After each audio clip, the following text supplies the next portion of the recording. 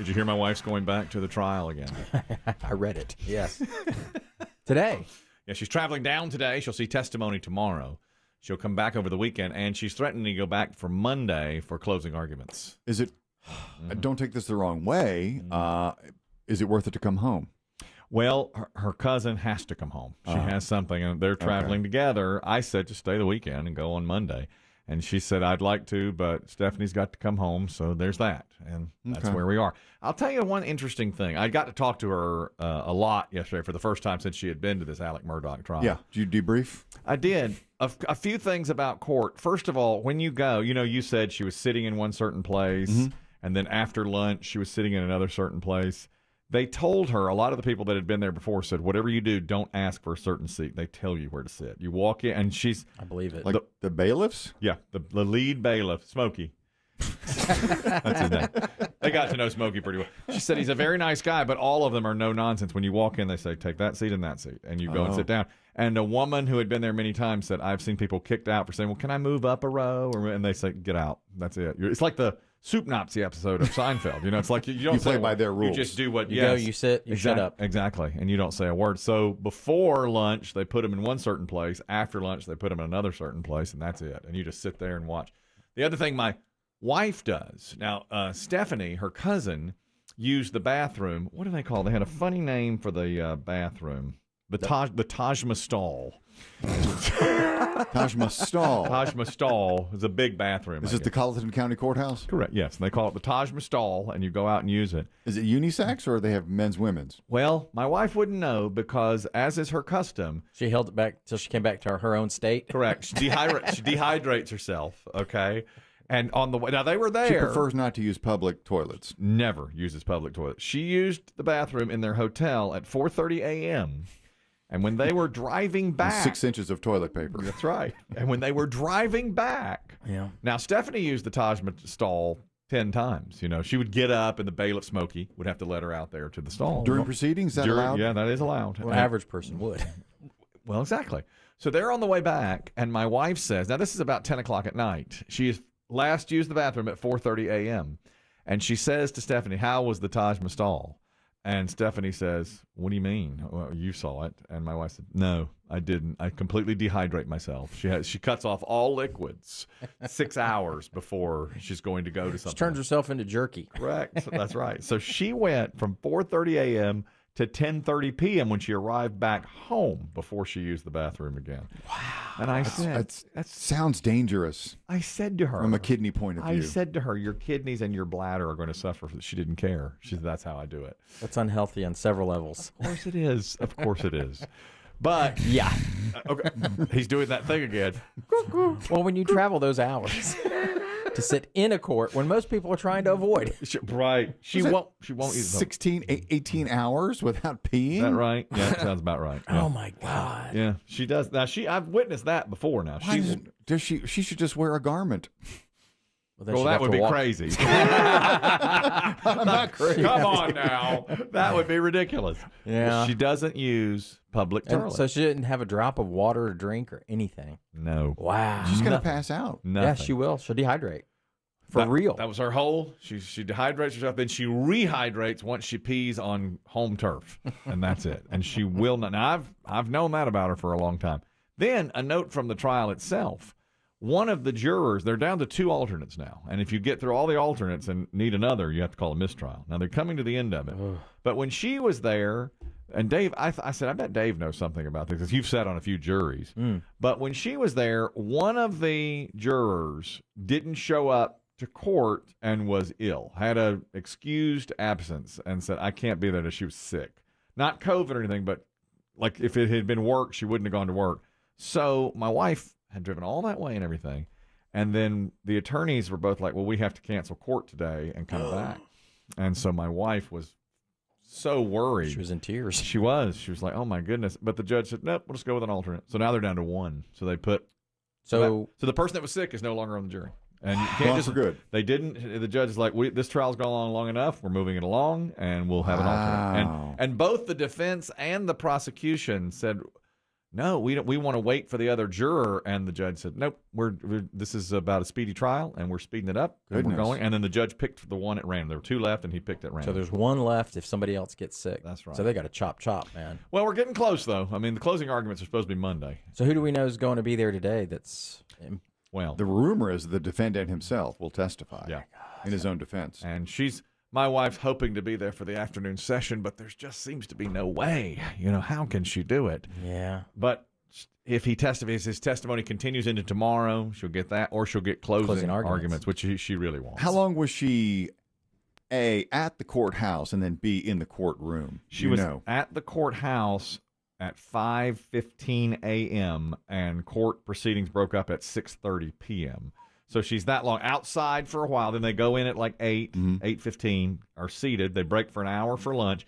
And the people told her, just walk right across the parking lot to the hamburger joint, and then that's it. And so they ate hamburgers standing there waiting to go back in. And that's how they did it. Do Kelly, if oh hell, I forgot where my train of thought was going here. Well, she had a I know. If you're there like first, like the old general admission concert seating, do you get the better seat? No, not necessarily. That has nothing to do with it. It's all smoky. And she couldn't figure out really who got to sit where, because they were there early and sat in the back to start with, and then nearer the front after lunch. And it's all up to Smokey. Okay. And she said Smokey's a really great guy, but don't get on his bad side. But I know how he got that name. That's just Get used to smoking. You gotta go out back. You may be right.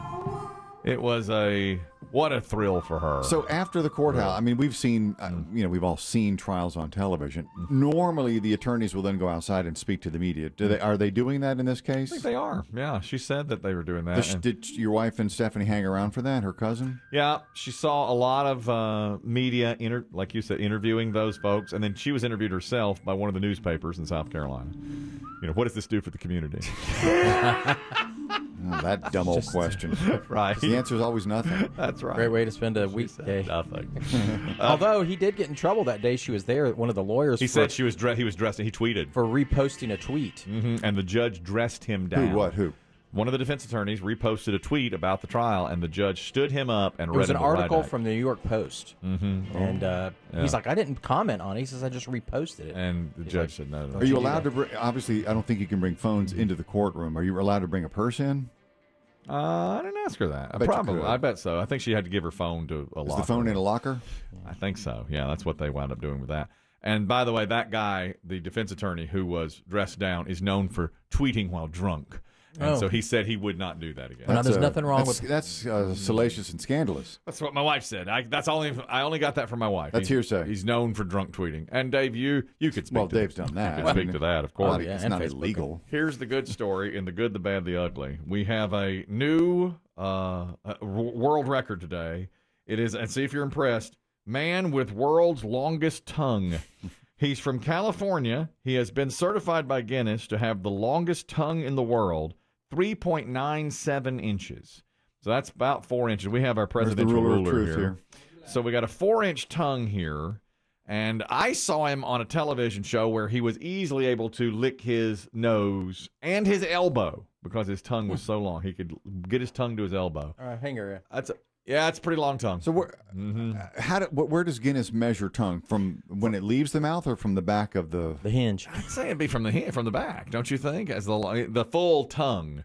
So I guess, but I mean, it could be back out of your throat, or it could be right where it's connected underneath. I think they do back of your throat, where the little punching bag is. So 4 inches. Yeah, I think so. That's a uvula. But I saw, the tip. I saw him on TV. The tip of it is long, like it comes out into like a point, and he's able to really get up like to the middle of his nose. Very weird looking. Here's the thing, though. It's not just that he's the longest tongue.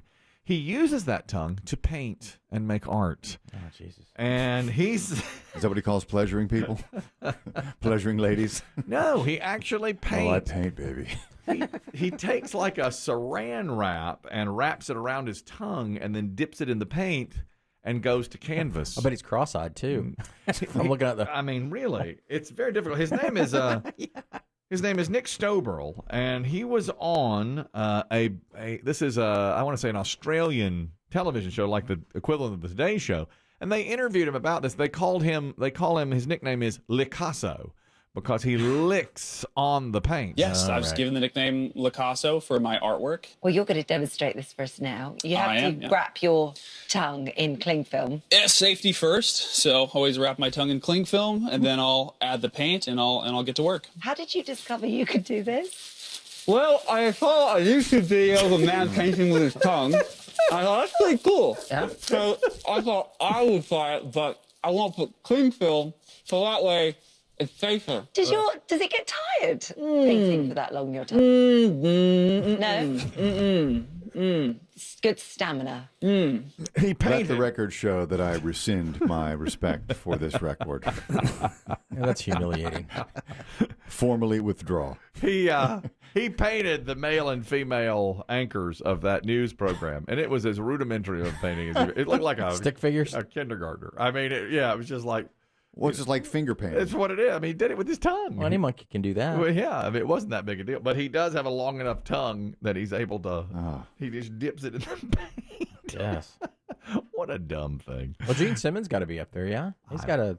Always Yeah, said I've that. looks always like he's heard got a that, longer tongue. Always said that. The rumor was, when the Kiss Army was the Kiss Army in the 70s, when they were in their glory days, the rumor was that he had that little attachment below your tongue, that goes to your bottom jaw. yeah. That he had that clipped so his tongue would appear longer. I don't think that was ever proved. Oh, really? But That's that was the interesting. Kiss rumor. Well, this guy's verified by Guinness as longest tongue, and he uses it for good. He doesn't just have a tongue. Great. He paints with it as well. Another good story from Charlotte, North Carolina. Panav and Victoria Jha were on their way to their wedding after party on the 16th floor of the Grand Bohemian Hotel when they got stuck in an elevator for 2 hours. But they say all turned out well thanks to the brave firefighters from Charlotte who came and got them out. They were stuck between the lobby and the first floor, halfway between.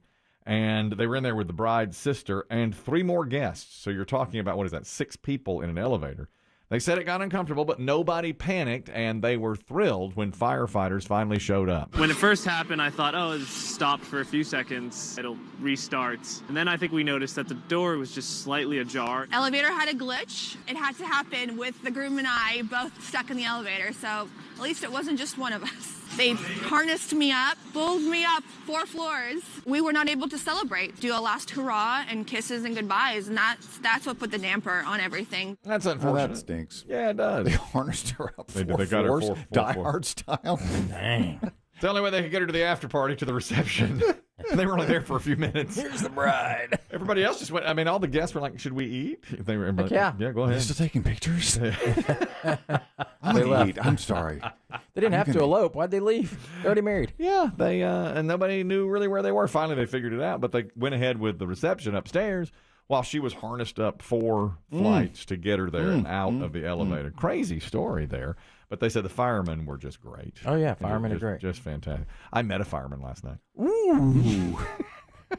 Who are the people in your neighborhood? In your neighborhood. In your neighborhood. I sure did. And he was really nice. He's a really nice guy. So many Is he are. going to let you touch the truck? I didn't want to ask because I really have only met him once or twice. I didn't want to say, hey, can I Show you the hose? anyway? Is there any possibility that I can touch them? Can you run the siren? Maybe, bad story today. People are upset with a convenience store in California that continues to play opera music at a very loud level. I'm sorry, not California. This is Philadelphia. There is a gas station, convenience store, that is blasting opera music. And they've not said why, but most people think it's to keep Drive away. the underhoused. The underhoused. The underhoused. I was going to say the lingerers. Oh, maybe the loiterers that are Loiterers. out there. And customers are saying, this is crazy. I went out to feed the dogs, and I heard all this music. It was just couldn't tell where it was coming from, loud, and it was just unbelievable that time of night.